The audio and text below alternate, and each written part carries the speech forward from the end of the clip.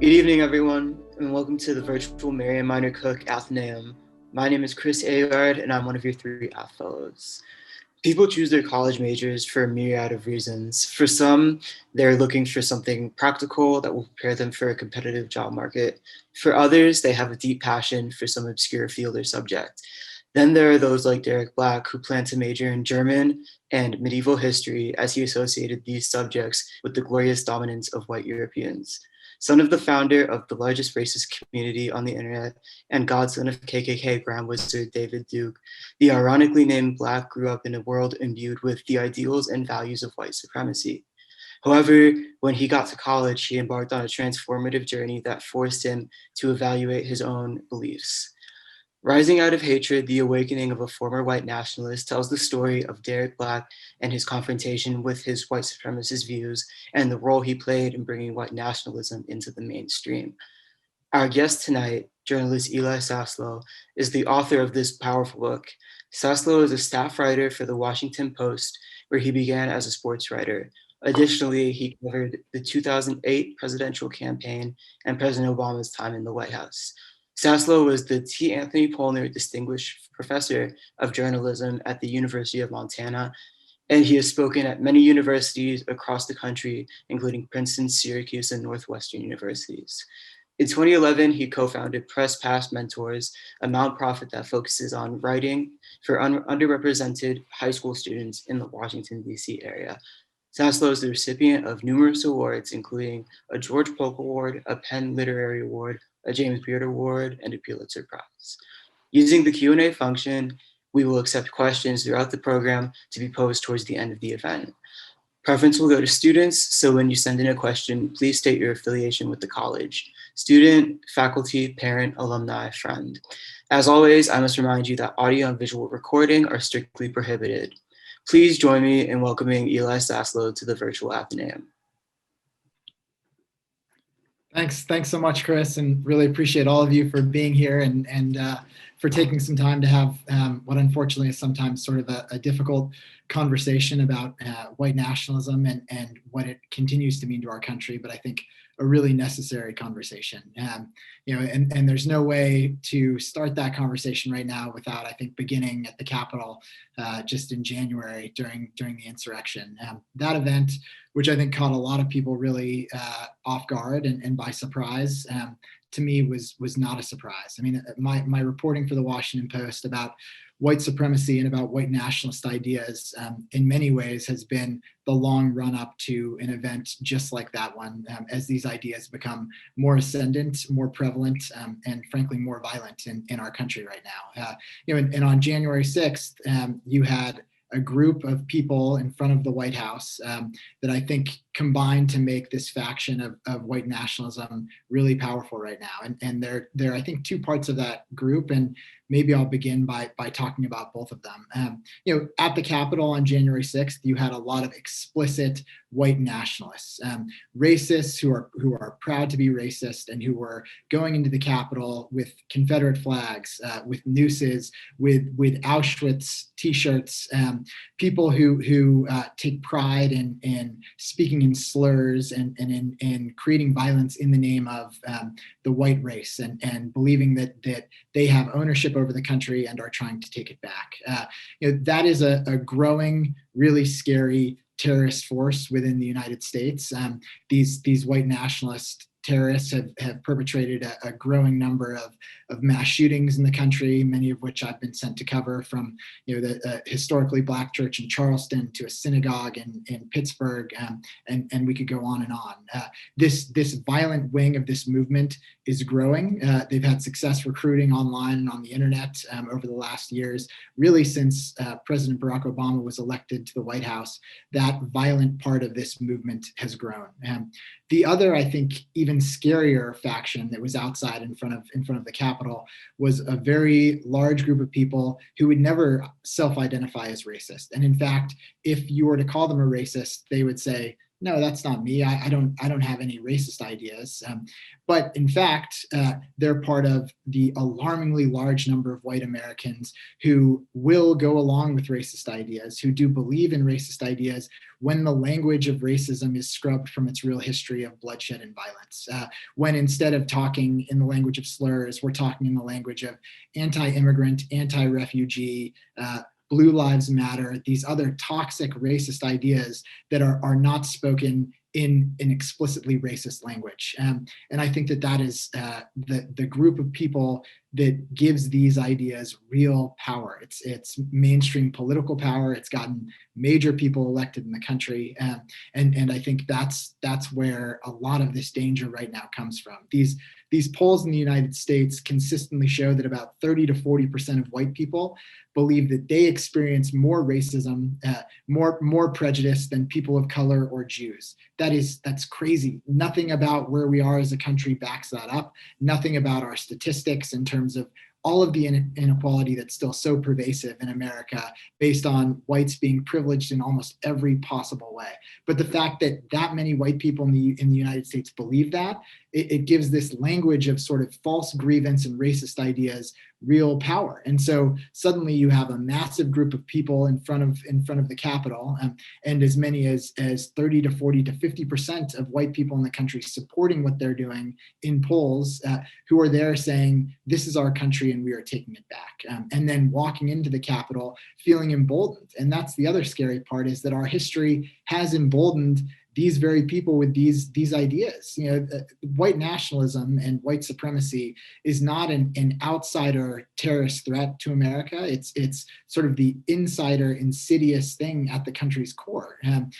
White supremacy has always been prioritized, especially at the Capitol. And the people that were walking into the Capitol, the people that they consider their heroes are people like Thomas Jefferson and George Washington, and people who are capable of greatness in some ways, but who also prioritized the white race, and who said explicitly that they were for furthering the wealth of the white race. And so in order to confront these racist ideas, the problem is that we have to confront so much of what's still at the heart of America and what it is, and that's a massive challenge. And for me, reporting about white nationalism has often meant writing stories about the way that refugees are treated in the country, or the Black Lives Matter movement, and where we are still with our systemic racism in terms of the criminal justice system. And it's meant going to some of these mass shootings and writing about the terrorism that has ruined the lives of families and people of color in those communities over generations in the United States.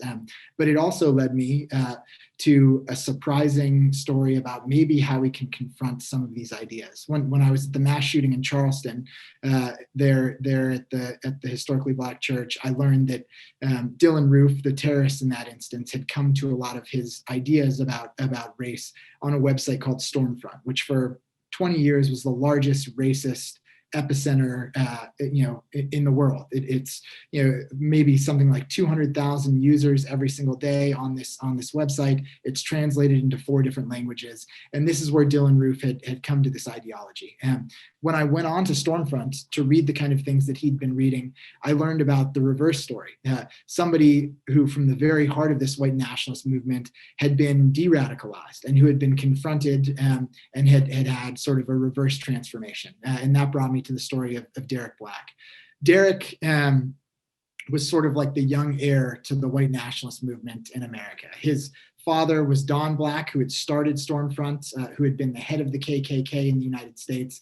Derrick's godfather was David Duke, a notorious Klansman and politician who did huge amounts of damage in the name of racism in the modern history of the United States since the 1960s and 70s.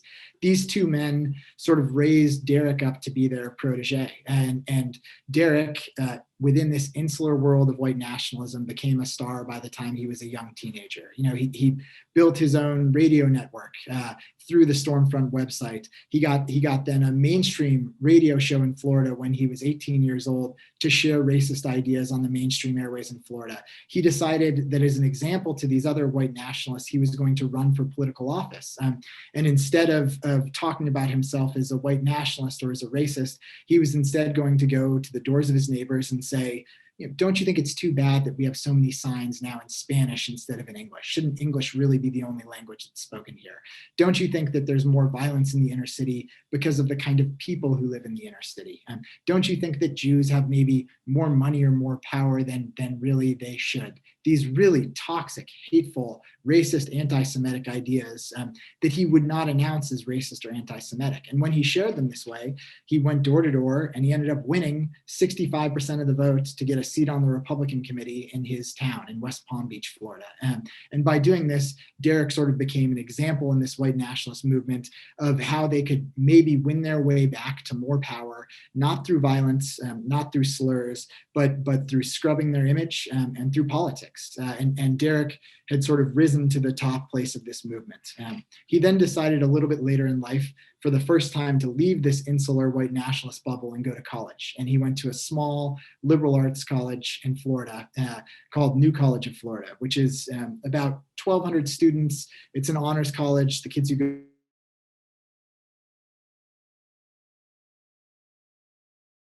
was the only place he could afford. It was a very cheap school. And also he thought that perhaps getting a mainstream degree from a good institution would further his political career in the name of white nationalism. So Derrick headed off to this school believing that it would further him in this white nationalist movement.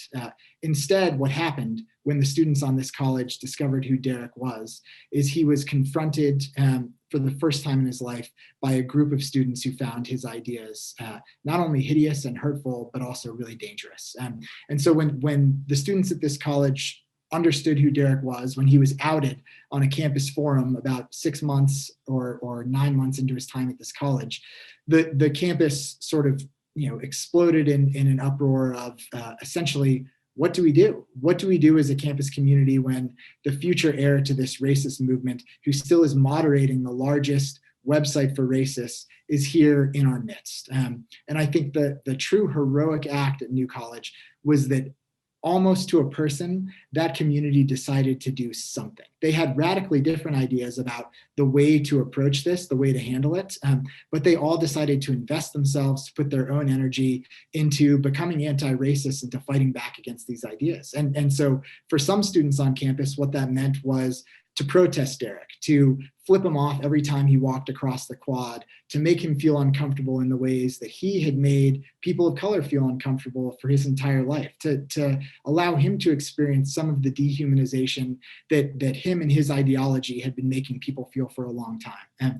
And this sort of campaign of exclusion was hugely effective. I think it made Derrick feel vulnerable for one of the first times in his life. He moved away from campus because he was feeling nervous spending time there. These students protected the campus as a safe space for people of color.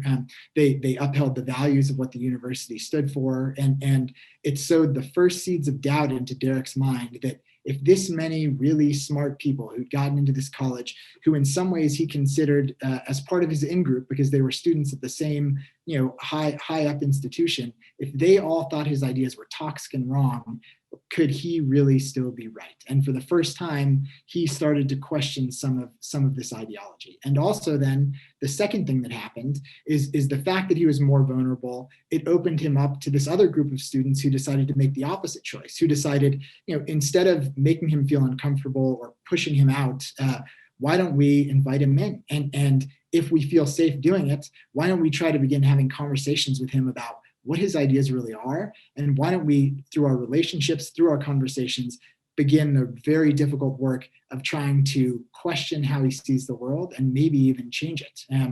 And so the story of this book really that I wrote is the story of these 3 years on campus where, because of heroic, sustained effort by students in both of these factions, confrontation and invitation, Derrick begins to doubt the ideology that has formed the entirety of his life, and also begins to doubt and then resent the family and the community that instilled him with so much of this ideology. And until eventually, after graduating from New College and walking across the stage at graduation, where many of the students there still believed him to be an heir to this racist movement, Derrick left the university and sent a letter to the Southern Poverty Law Center, which is sort of the preeminent anti-racist organization in the country, disavowing white nationalism as an ideology and saying that he was going to devote the rest of his life to fighting back against his family and the spread of these ideas, which he has since done in terms of writing op-eds for the New York Times against these ideas,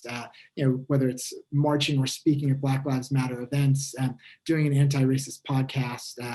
Derrick cut himself off from that first chapter of his life.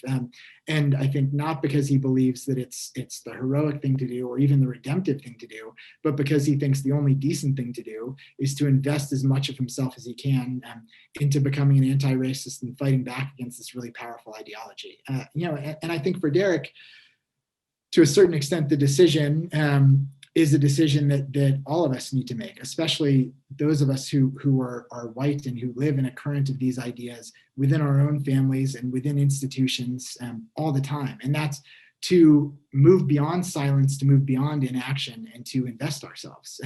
Because right now, at a time when these ideas are on the rise, being silent is too much like being complicit. And because fighting back against white nationalism means fighting back really against something that is intrinsically American, we all need to invest ourselves into the fight to rediscover what our country can be, and to fight back against how some of these ideas continue to seed themselves in all of our daily lives, within our systems, within our families, within our own minds. I think it's a constant act of confrontation that has to be active work, not inactive work. And I'm really excited to talk to all of you about what some of that might mean, and also what Derrick's journey and what some of those students on campus, what they did, might illuminate about some of what we can do. Thanks so much. Thank you for joining us tonight, Eli, and for sharing all of those initial thoughts. We're going to accept some questions from the audience and also ask you some of our own now, just to probe a little bit more into the ideas you talked about. You noted in your thoughts there that Derrick faced both some ostracism on campus and also some compassionate outreach from his peers at New College. In applying the lessons of the story you've told to our own lives in facing hate, how do we find a balance between those two things, and how, if at all, can we use them in concert in facing hate? Yeah, it's a great question. And I think the truth is it depends on who you are to the idea or to the person that you're trying to change, right? So, if somebody in your family, somebody that you know, somebody that you care about, somebody who might sit down with you and have a discussion, if they're sharing an idea that you know is racist, and that really at the sort of endpoint of that idea, there's violence and there's racism, then I think it's your responsibility to bring that up and to try to have sometimes really difficult personal conversations, because I do believe that those kind of conversations can be transformative, and the people closest to us, the people whose ideas we value, those are the people that have the biggest potential to change our minds about anything. So those kind of transformative conversations are really difficult and challenging, and also require like a lot of sustained work. It's hard to get anybody to change their mind about anything, much less for somebody to admit that some of their ideas are racist and hurtful to other people, and then to move beyond that. So I think you have to approach those conversations almost guarding yourself, knowing that this is not, I might not see the impact of this overnight. I might not see the impact of this for a long time. But as one of the students who engaged with Derrick over these 3 years, a Jewish student on this campus, at one point told other students at New College, he said, it's not our job to move the rock, it's our job to push the rock. And we have to be here and have these conversations and keep trying. Conversely, if you are out in a space where you hear an idea, or you hear something racist, or you see something racist, and you're not somebody who that person's going to listen to, maybe you're a person of color who feels like very legitimately threatened by the ideas that you're hearing and doesn't feel like you would be safe going up and talking to somebody about these ideas. Maybe you just don't feel like that's your emotional work to do. Or maybe you just hear somebody make a racist comment at a table next to you in a restaurant and you're not going to be able to go sit down and start a dialogue. I think that it's well within your rights, and I think it's actually necessary, important work to do whatever you can to signal in that moment that that idea is not okay, it's not welcome in that space, and is not something that you're going to stand to hear. And to do that by whatever means are going to get that message across. So, I think really it's figuring out what's the way you can have the most impact. And that depends a lot on who's the person who is sharing the idea or what the thing is that you're trying to change. What is, or what do you think is the value or importance of sharing the story of someone like Derrick, a former white supremacist? Well, I think there's one of the values is that unfortunately this is the history that we're all trying to walk out of, right? Like we live in a country that has been and that in many ways continues to be white supremacist. So unless we first acknowledge the problem and examine where we've been and where we are, I'm not sure how we move forward. So to me, I think first, like taking a hard look at what white nationalism really is important. And I guess, frankly, I should, even though it's upsetting to hear and upsetting to talk about, I should frame it here just in the way that these white nationalists talk about their ideas, which is that this awful, hateful ideology, what white nationalists believe is that they think essentially that white people are superior to people of color, and that Jews, who they do not identify as white, are basically using their influence to propagate a scheme of multiculturalism to bring more people of color into the United States, to weaken what these white nationalists conceive of as the great white European race. These are nonsensical ideas that don't have any basis in science. Race as itself, as a concept, is very nebulous.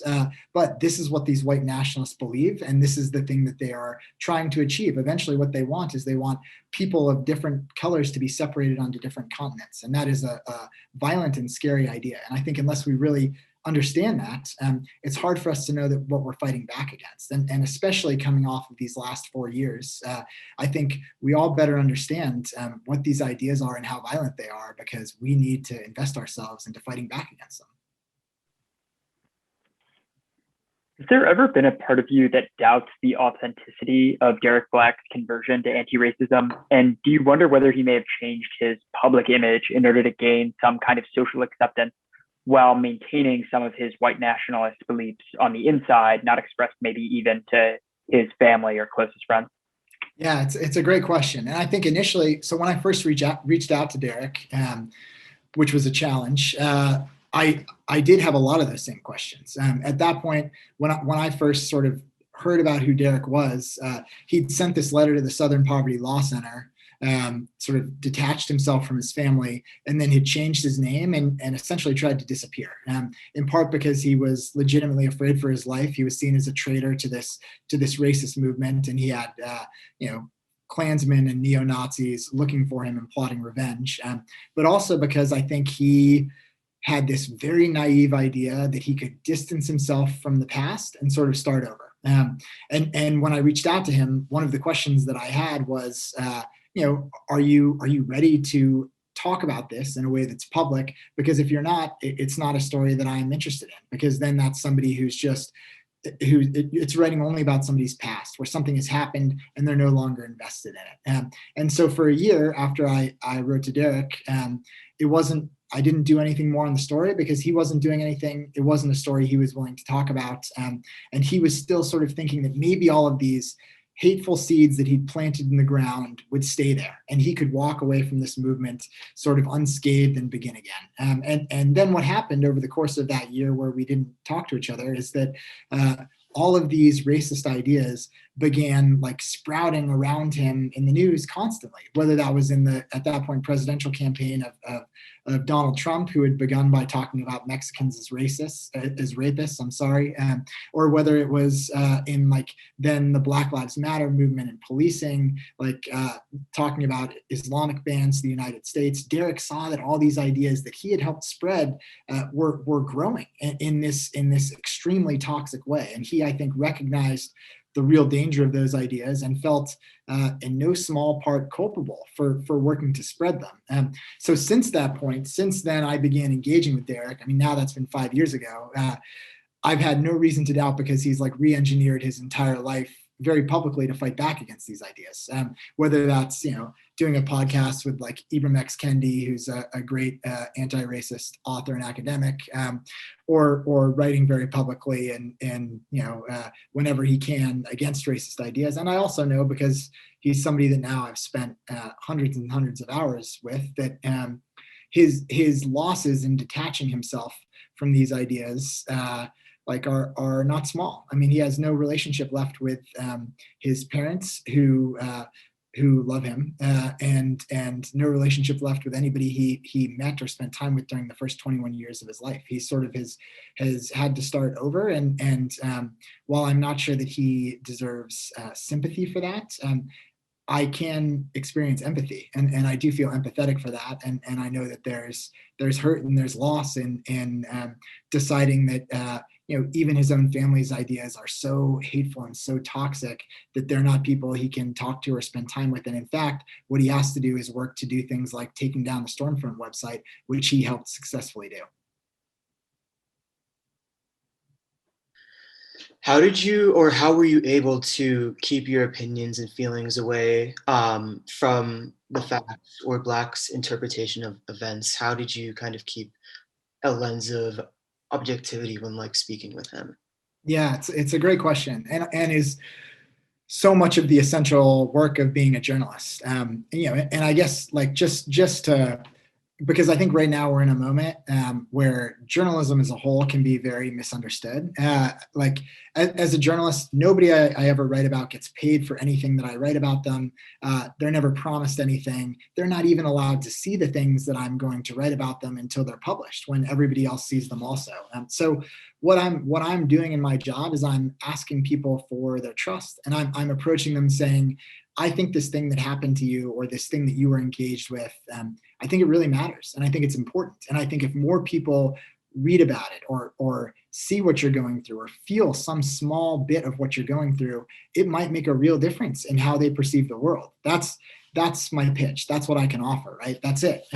So my work is essentially the work of building trust with a wildly different coalition of people. And in reporting this book, that meant going and spending time with anarchists, self-described anarchists who had confronted Derrick at college. It meant spending time with people of color who felt hurt and still feel hurt by the fact that he was even allowed at that college in the first place. And it meant also having to go and spend time with people like Derrick's father, Don Black, who's still an avowed white nationalist, and who would ask me questions about my last name and what % Jewish I was and who in my family was Jewish. And while I never felt personally unsafe, I felt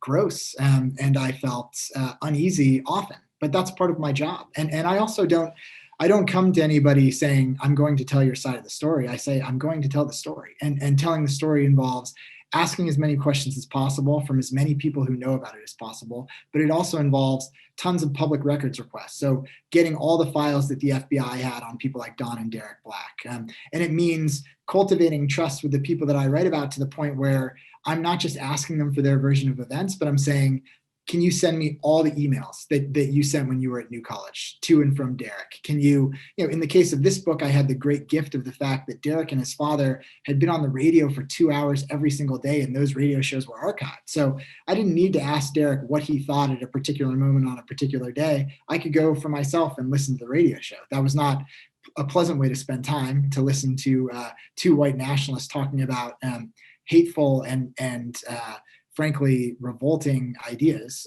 But it was the way that I could report the book accurately without just relying on sort of the version of events of the people that I was talking to.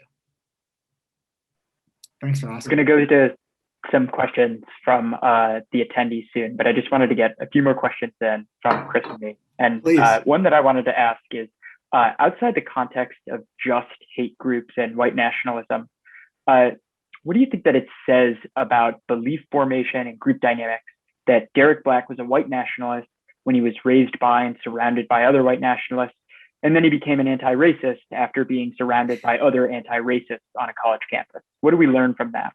Yeah, I mean, it's certainly not a coincidence, right? I mean, I think we, and part of this is like, especially as our brains are forming, like when we're young, I think we're most likely to mimic ideas of the people that we care about, right? So Derrick, the truth is that I think it would have been very difficult, probably even impossible, for Derrick to emerge from his childhood being anything other than a white nationalist. I mean, he had parents who not only believed in all of those ideas, but had invested every bit of themselves in that universe. Those were all the people that he spent time with. So, I think what was particularly disastrous in Derrick's case was that he was smart and he was ambitious. So instead of just being like a lazy white nationalist, like unfortunately a lot of people are in the country, Derrick invested himself in these ideas and worked to grow them, and did great damage because of that. But I think like the other thing that is really powerful about what happened to Derrick at college, and I think also speaks to the moment a lot of you are in, is there's this phase of what psychologists call flexible identity. It's usually between about 18 and 25 years old, and that is the time in life where we're sort of moving away from parental ideas, those ideas, and we haven't yet hardened into adulthood. And it's the time when all of us psychologically are most likely to question the big ways that we think about the world. So it also means that you all have a greater chance to impact people's minds in that age group than probably ever again. It gets harder to change people's minds about stuff once they're after 25, and it's harder before they get to 18. So, I think that's not a coincidence either that this event happened at college, where a lot of people are thinking about themselves and who they want to be and what their big assumptions of the world are. And also, for the first time, Derrick had this physical distance from the people who were constantly sharing these ideas with him. So I think that's a big part of it too. Thanks for asking, Mom. So I noticed that when you were giving your presentation or your talk at the beginning, you referred to the people who stormed the Capitol as terrorists, and I just kind of wanted to know what you believe the importance is in labeling them as terrorists, and if there are any dangers in doing so. Sure. I don't think there are any dangers in doing so. I think that what's dangerous is when we don't do it. And the reason that I think many in the country are slow to do it goes very much back to our white supremacist instincts. We're very quick in this country, and always have been, to call people of color terrorists, whether those are Muslim jihadists or Somali Americans who radicalize and strap on suicide bomber vests in Kenya. What we're not nearly as quick to do is to label like radicalized white American youth as terrorists when they go to a place to terrorize in the name of terrorist ideas, like violent racist ideas. So, I think it's hugely important that we use that language. I think I also think it should be basic that we use that language, because terrorists is what they are.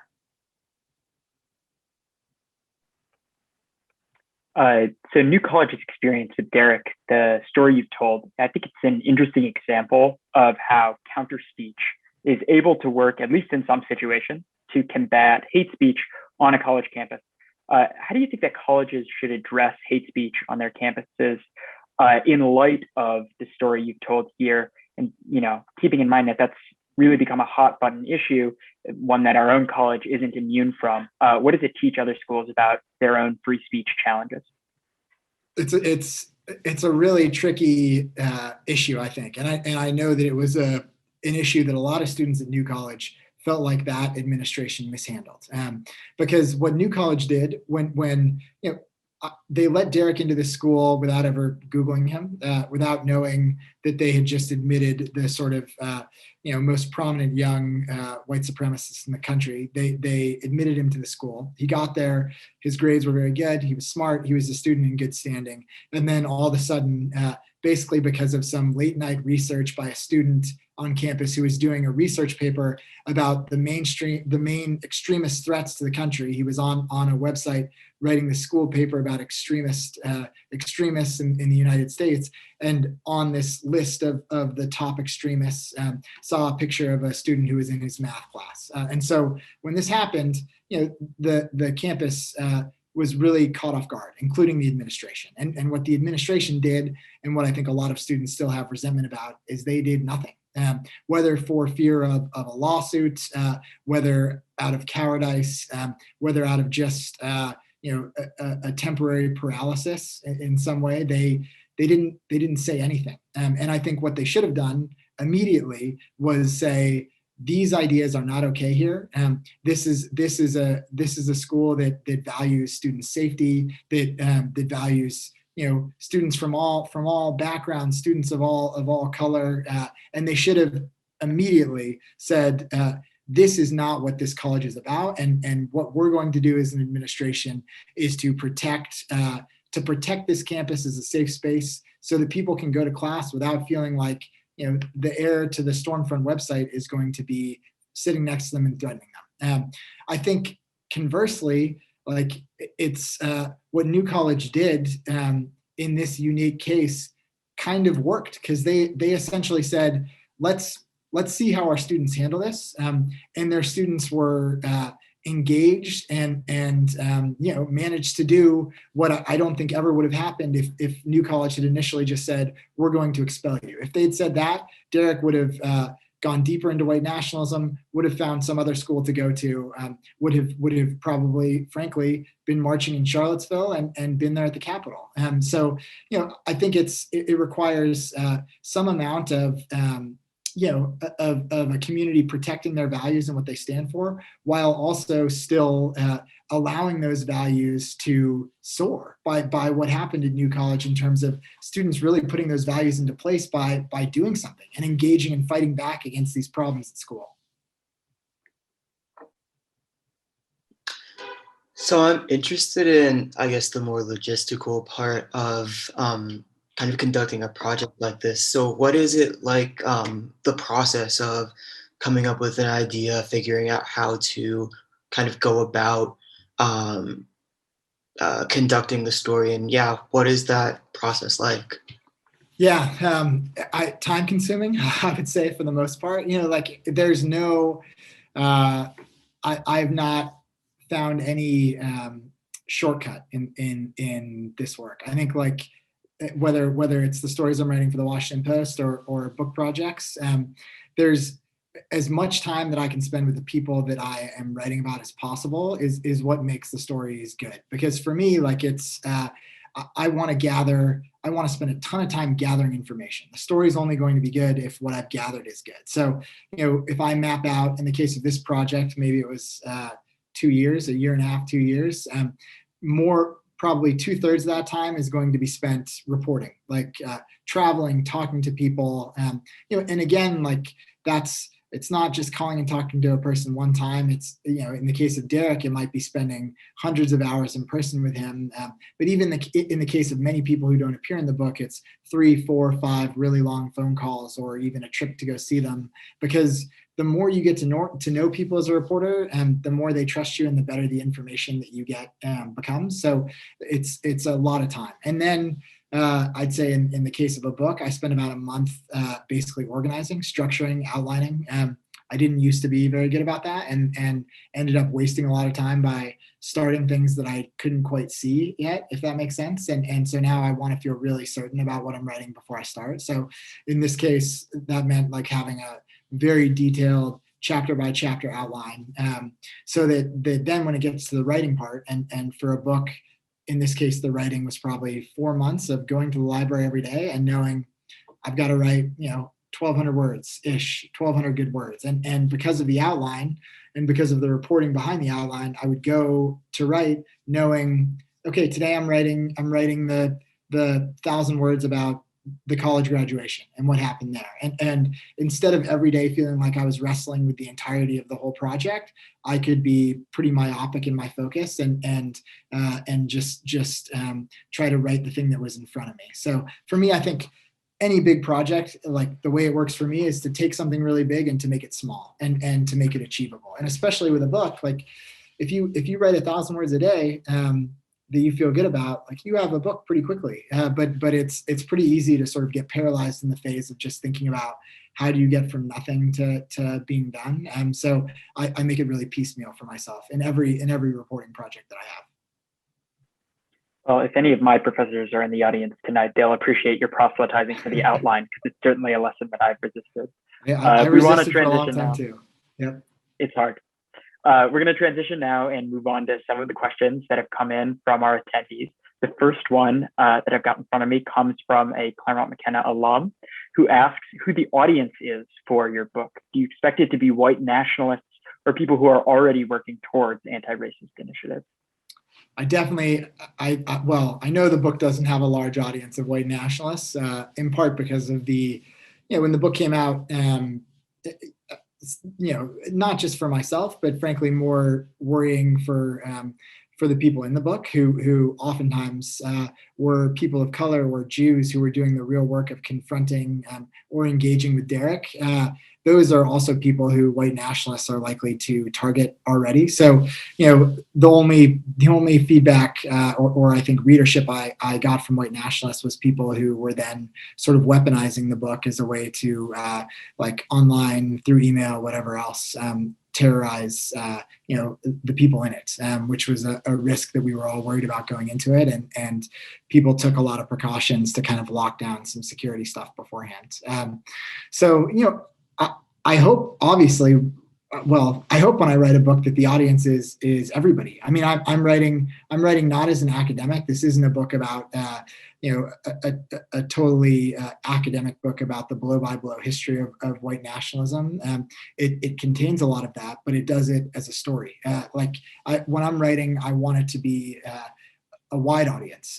In this case, I think the audience is probably mostly, if not anti-racist, then people who initially they would think of themselves as anti-racist, even if a lot of the time they're not doing much anti-racist work. But they would identify as somebody who thinks white nationalism is bad and awful. And I think a lot of the audience is also people who audience includes a lot of people in the United States, as I've spoken about this book, who are, I think, terrifyingly naive, probably because of their privilege, and I'm talking mostly about white audiences, about how pervasive racism remains in the United States. I mean, I hear so often, like, I can't believe we're talking about these ideas in 2020, 2021. Like, I can't believe this is still the battle that we're fighting.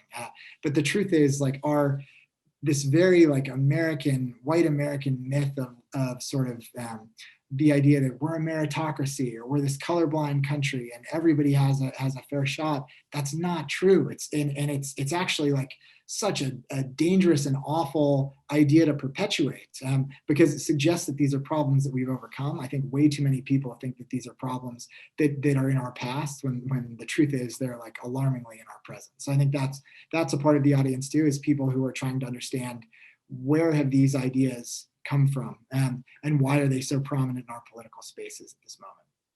If there's widespread support for white nationalism in the United States, what difference does a new president make? Could the Biden administration provoke more violent action because it's seen as a foe of white nationalism? Yeah, it's a great question. I mean, so the Stormfront, the website that Derrick's father started, this epicenter of hate online, the largest traffic night that it ever had was the night that President Obama was elected. And I think many in the white nationalist movement saw that as like the recruiting boon of a lifetime, because all of these, white people across the country who, again, maybe had a lot of racist ideas, but hadn't identified as explicitly racist, wouldn't go to a website like Stormfront, suddenly saw a Black president arriving in the Oval Office and had this awful but very white American idea of this country that belonged to me, this awful, rhetoric that's a part of who we are as a country, that thought occurred to them. This country that belonged to me no longer belongs to me in the same way. This sense of a loss of control. And so a lot of people came to the white nationalist movement at that moment. I would say that Donald Trump was, did a lot of work to grow white nationalist ideology without ever, I wouldn't say that he ever identified as a white nationalist, or that white nationalists frankly think that he's a white nationalist. I think in many ways he's a symptom of our problems, and that he recognized the power of racist ideas and racist innuendo in terms of exciting and igniting a majority white audience and a majority white votership, and did that to great effect. And because of that, he leaves the White House with these ideas emboldened, and with sort of the white nationalist movement, in the words of the white nationalists who I reported on, they feel like he advanced it several decades toward becoming what they hope will be almost like an explicitly white people's party that can run for seats in the Senate and the House, and so on.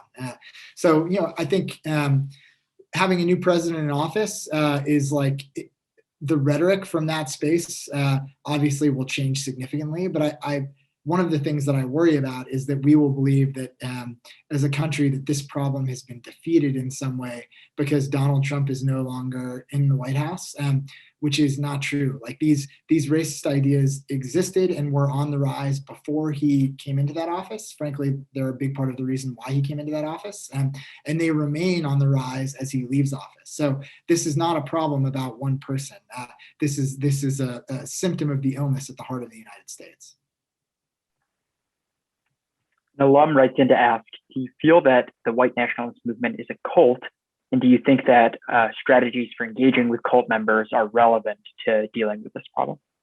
Yes, I mean, particularly like the insular parts of the white nationalist movement where in which Derrick grew up, they're very cult-like in terms of surrounding people, and why cults are effective is not just because they provide an ideology, but they provide a community. And white nationalism is a community it's an online community. It's a community of conferences. It's a community now of people who get together at one rally after the next. It's providing people who in some way feel hurt, angry, disenfranchised, like some sort of ideology to glom onto, and also a reinforcing community that tells them they're doing a good thing, and that what they're doing now matters. It gives their life some kind of purpose, even if it's a awful, hateful purpose that is totally unrelated to the problems or the pain that they're experiencing in their life, which I think is a lot of what we see in white nationalism. It's also, frankly, like that's how most terrorist groups recruit. Like I mentioned, the Somali Americans in Minneapolis, who the United States has had a problem with them being recruited in some cases by Al-Shabaab and other terrorist groups, because it's a community of like young kids who feel really disaffected in some ways from an older generation that's much more conservative than they are, and also from like in America where they don't quite fit in. And so then you have recruiters coming to them and saying, you matter to us. Here's some ideology. Here's why you're having these problems. So part of de-radicalizing then also has to be sometimes providing community for people. And Derrick is now part of a group called Life After Hate, where he sort of goes into these spaces, tries to do some de-radicalization work, but also like with these other people forms some sort of community around people who have left these movements and who are looking for a way forward and what to do. So I do think there are cult-like aspects to that part of the white nationalist movement. What are your thoughts on the crackdowns by social media companies on hate speech? Could it force racist elements or racist behavior, thoughts, ideas to move to deeper platforms that are even harder to monitor and prevent?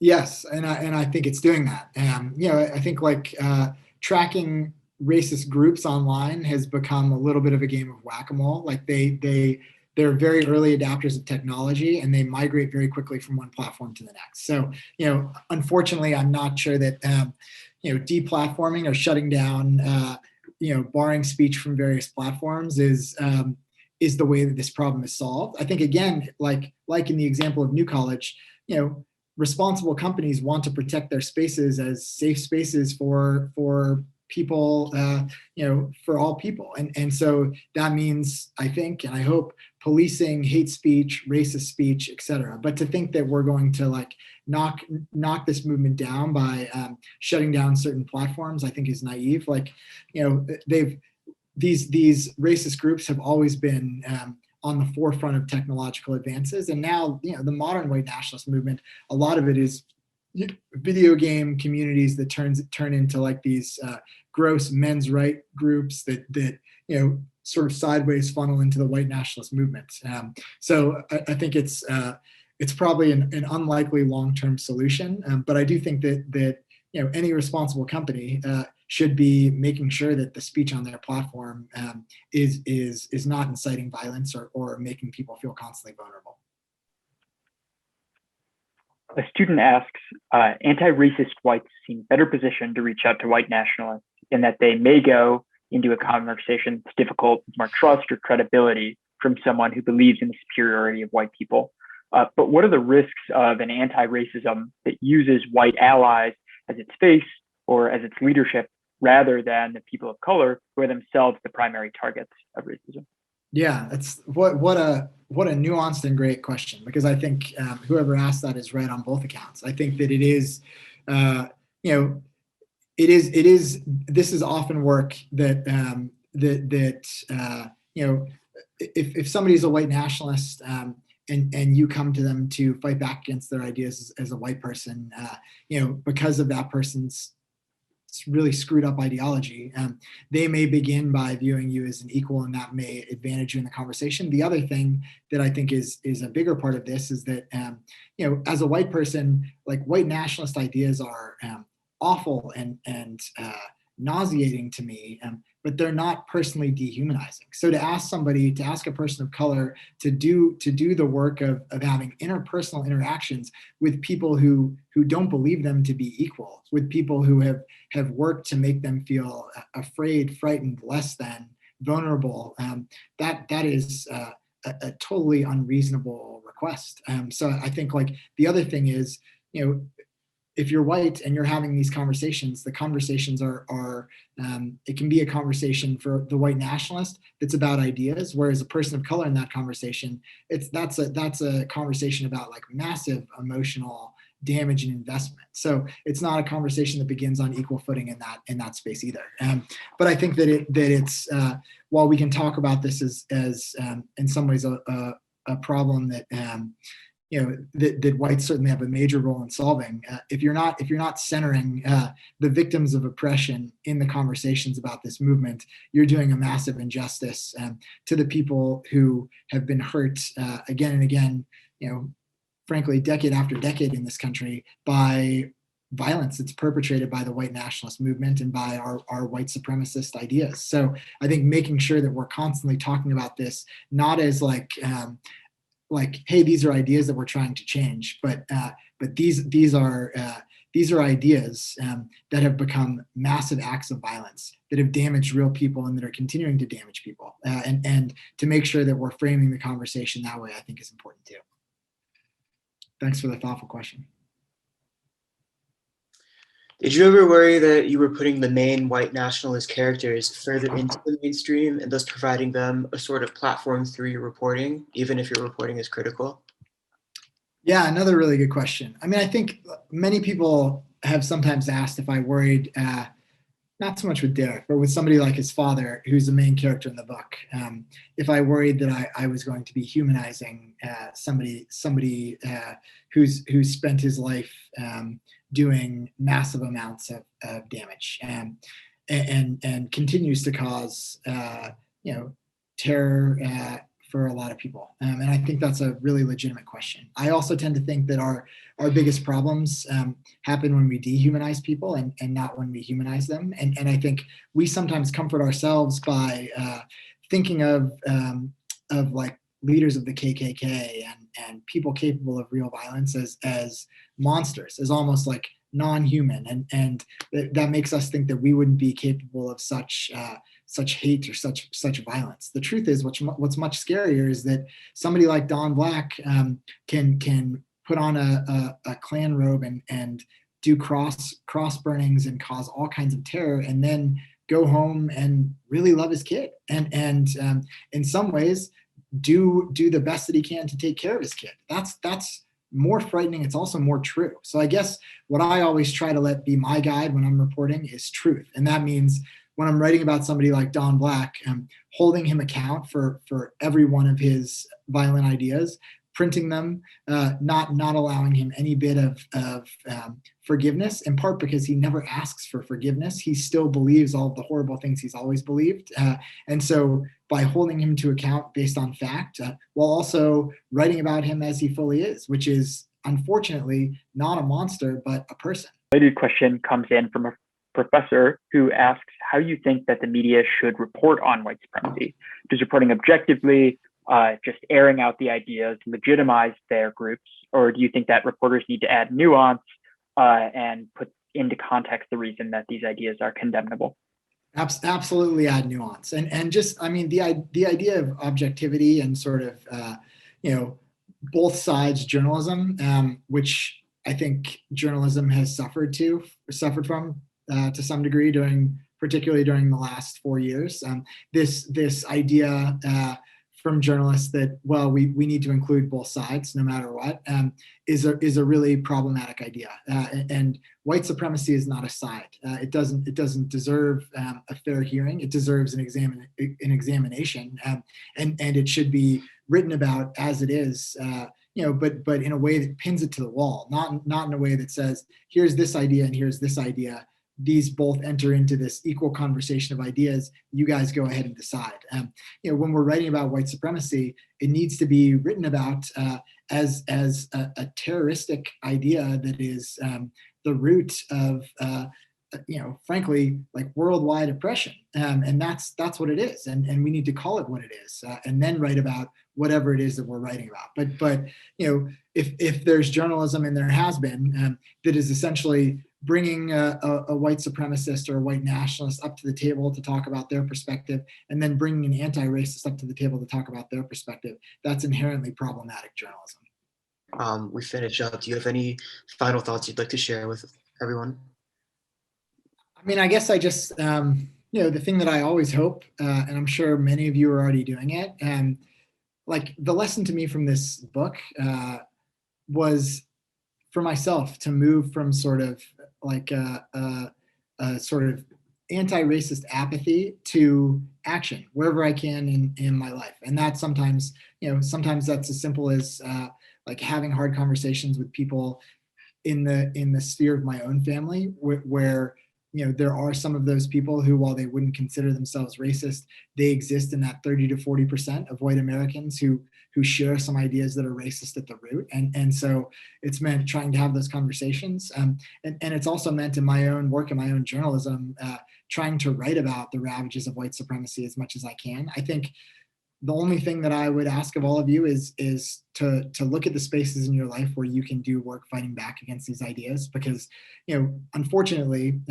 one of the lessons to me from reporting this book is that, these white supremacists right now, they feel like they're winning. They feel like their ideas are on the rise, and their ideas are hugely dangerous because they run on this like American fuel. Like they're part of the stream of what this country has been. So I think in order for us to fight back against it, to sort of re-examine and recreate the country that we want to be, that requires all of us to not be sort of apathetic and to not be just latently anti-racist, but to look at the places in our lives where we can make a difference, whether it's donating money, talking to people, confronting ideas.